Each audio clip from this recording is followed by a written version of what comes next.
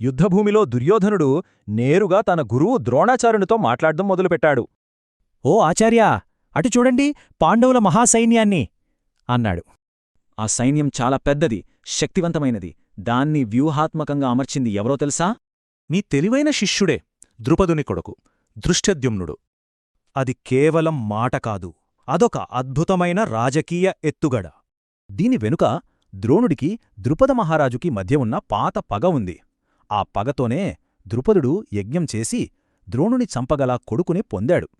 విచిత్రమేంటంటే ద్రోణుడే తనను చంపబోయే ఆ అబ్బాయికి యుద్ధవిద్య నేర్పాడు.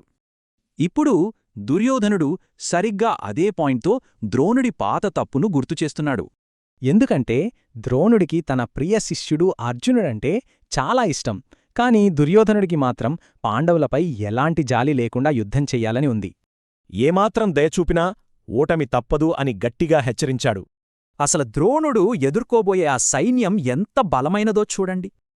ఆ సైన్యంలో చాలామంది యోధులు భీమార్జునులంతటి శక్తిమంతులు. ఆ జాబితాలో ముందుగా యుయుధానుడు, విరాటుడు, ఇంకా సాక్షాత్తు ద్రుపదుడు, ఇంకా దృష్టకేతుడు, చేకితానుడు, ఇంకా శక్తిమంతుడైన కాశీరాజుగూడా ఉన్నారు. ఆ తర్వాత పురుజిత్, కుంతిభోజుడు, ఇంకా మానవులలో శ్రేష్ఠుడైన శైబ్యుడు, మహాపరాక్రమవంతుడైన యుధామన్యుడు, చాలా శక్తివంతుడైన ఉత్తమౌజుడు కూడా ఉన్నారు. ఇక కొత్త తరం యోధులు కూడా యుద్ధానికి సిద్ధంగా నిలబడ్డారు. వారిలో సుభద్ర కుమారుడైన అభిమన్యుడు, ఇంకా ద్రౌపది కుమారులు కూడా ఉన్నారు. వీళ్ళందరూ మహారథులు, అంటే ఒక్కొక్కరే 10,000 మంది సైనికులతో సమానం. దుర్యోధనుడు చెప్పిన ప్రతి పేరు వాళ్లు ఎదుర్కోబోయే ప్రమాదానికి ఒక నిదర్శనం. ఇప్పుడు ప్రశ్న ఒక్కటే, పాత తప్పులని గుర్తుచేసుకుంటూ ఒక గురువు తన శిష్యులతోనే కనికరం లేకుండా పోరాడగలడా?